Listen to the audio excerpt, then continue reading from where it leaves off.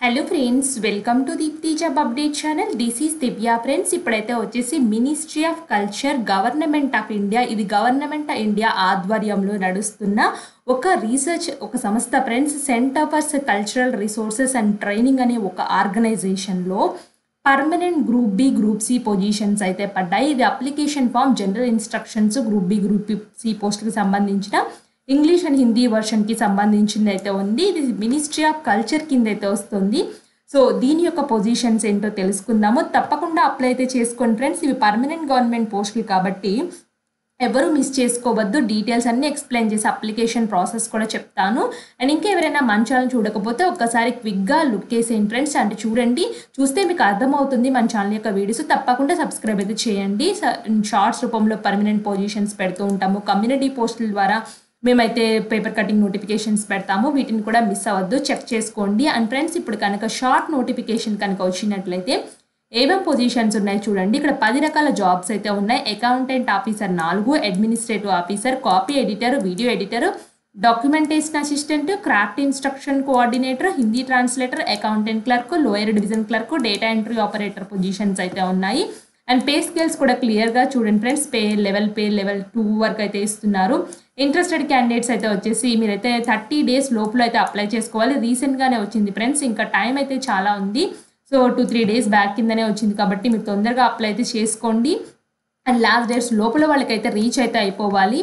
And ఇక్కడ చూడండి, ఇక్కడ దీనికి ఎడ్యుకేషన్ క్వాలిఫికేషన్స్కి అయితే వస్తున్నాను. ఇది ఫుల్ డీటెయిల్ నోటిఫికేషన్. అకౌంటెంట్ ఆఫీసర్కి 4 అయితే ఉన్నాయి కదా. డిగ్రీ అయితే చదివి ఉండాలి. 3 years experience in cash accounts related government ఆఫీసులో పనిచేయాలి. అడ్మినిస్ట్రేటివ్ ఆఫీసర్ ఒకటైతే ఉంది. బ్యాచిలర్ డిగ్రీ చేసి 2 years ఎక్స్పీరియన్స్ అయితే ఉండాలి. కాపీ ఎడిటర్ అయితే పోస్ట్ గ్రాడ్యుయేషన్ హిందీ ఇంగ్లీష్లో చేసి, సో డిప్లొమా జర్నలిజంలో చేసినా పర్లేదు. 2 years రెలవెంట్ ఎక్స్పీరియన్స్ అయితే ఉండాలి. మీరు గ్రాడ్యుయేట్ హిందీ ఇంగ్లీష్ చేసినా పర్వాలేదు ఫ్రెండ్స్. ఇక్కడ ఎక్స్పీరియన్స్ అయితే అడుగుతున్నారు.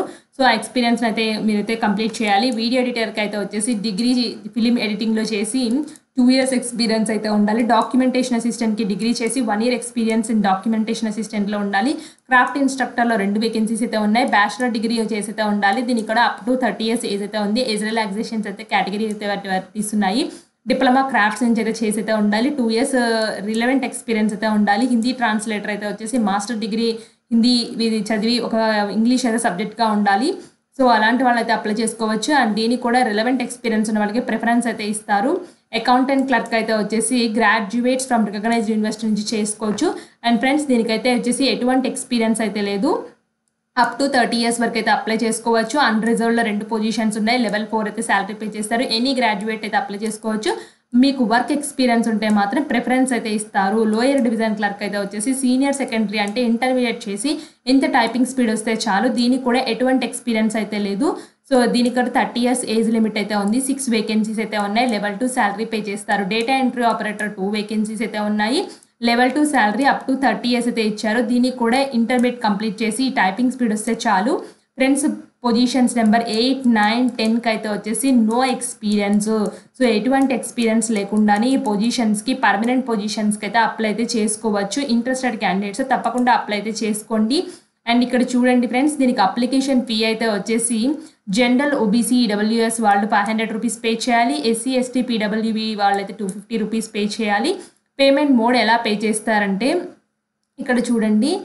సో మీరు డీడీ తీయాలి. General grant in aid accountant CCRT payable at New Delhi అని పేరు మీద మీరు డీడీ తీయాల్సి అయితే ఉంటుంది.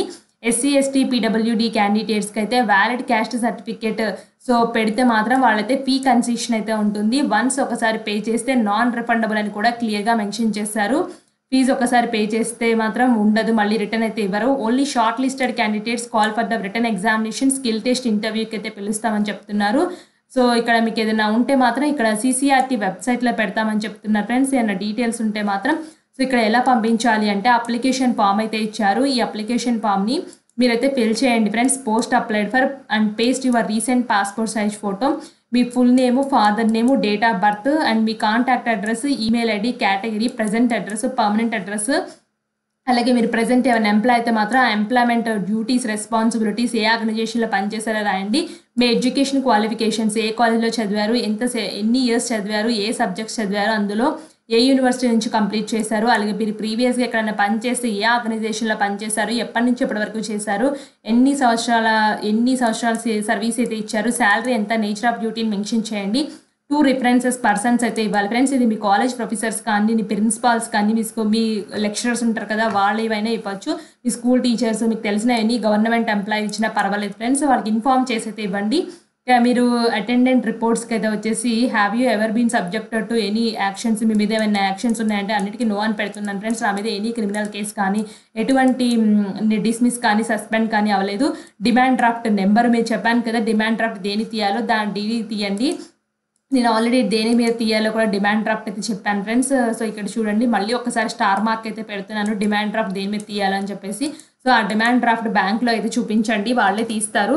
డేటు, అమౌంట్ మెన్షన్ చేయండి, name of the bank address అయితే ఇవ్వండి. సో మీరు చెక్ లిస్ట్ ఏమేమి పెట్టాలి అంటే ఎస్ ఆ నో అని పెట్టండి ఫ్రెండ్స్. సో మీ ఎస్ఎస్సి మార్క్ షీట్స్ పెడుతున్నారంటే ఎస్ అని అయితే పెట్టండి. సో నెంబర్ ఆఫ్ షీట్స్ ఏంటి, ఎస్ అని పెట్టి number of sheets, mark sheet ఒకటే కదా, మీరు ఇంటర్మీడియట్ అనుకోండి, ఎస్ అని పెట్టేసి ఒక షీట్ అయితే పెడుతున్నాను. యూజీ మార్క్ షీట్ ఒకటి, సో పీజీ ఉంటే పీజీ మార్క్ షీట్ ఒకటి, పిహెచ్డీ ఉన్న వాళ్ళు అది, డిజబిలిటీ ఉన్న వాళ్ళు అది, ఎస్ పెట్టండి, ఇక్కడ పెట్టండి. నో అని పెడితే మాత్రం ఇక్కడ నెంబర్ మెన్షన్ చేయగలరు, ఇట్లా గీత గీయండి. నో అని పెట్టేవాళ్ళు గీత గీయండి. సో ఎస్ అని పెట్టేవాళ్ళు మాత్రం ఒకటైతే మెన్షన్ చేయండి. ఎక్స్పీరియన్స్ సర్టిఫికేట్ ఉంటుంది, NOC, date of birth, documents of pending cases ఏమన్నా ఉంటే అది. సో ఫోటో ఐడెంటిటీ కార్డు, మీ డిమాండ్ డ్రాఫ్ట్ అయితే వచ్చేసి ఒరిజినల్ అయితే పెట్టాల్సి అయితే ఉంటుంది ఫ్రెండ్స్. ఆ కంపల్సరీగా ఎస్ పెట్టండి. ఆ డిమాండ్ డ్రాఫ్ట్ ఏంటంటే మీరు ఒక పిక్ అయితే తీసుకోండి మీ మొబైల్లో ఫర్దర్గా సేఫ్ కోసము. మీ ఫోటోగ్రాఫ్ అయితే వచ్చేసి 1 to be pasted on the application and 2 recent passport sizes enclosed in the separately. So 2 passport size ఫొటోస్ని అయితే అప్లికేషన్తో పాటు పంపించాలి. So any other documents and supports ఉంటే మాత్రం ఎస్ పెట్టి ఆ డాక్యుమెంట్స్ ఏంటో మెన్షన్ చేయండి.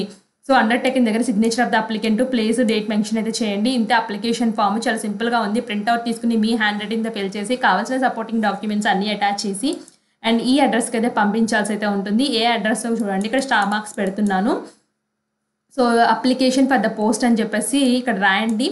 To the director, CCRT, flat number 115A, sector A, Dwarka, New Delhi. ఈ పిన్ కోడ్ నెంబర్కి అయితే పంపించాలి. Speed post, register post with in 30 days from the date of publication.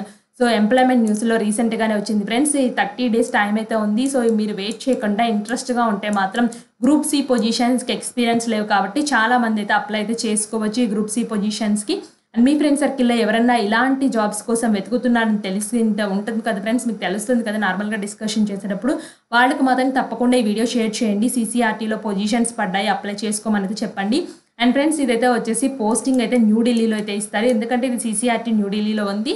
But కాకపోతే అలవెన్సెస్ అండ్ మీకు స్టేయింగ్ HRA అలాంటివి అన్నీ ఉంటాయి ఫ్రెండ్, ప్రొవైడ్ చేస్తారు. మిస్ చేసుకోవద్దు, పర్మనెంట్ పొజిషన్స్ కాబట్టి. ఇంట్రెస్టెడ్ క్యాండిడేట్స్ తప్పకుండా ఈ ministry of culture, government of India ఆధ్వర్యంలో నడుస్తున్న ఈ ఆర్గనైజేషన్లో అయితే పనిచేసే అవకాశాన్ని అయితే పొందండి. సో ఇలాంటి మరిన్ని అప్డేట్స్ కోసం మన ఛానల్ని సబ్స్క్రైబ్ చేయండి. Thanks for watching.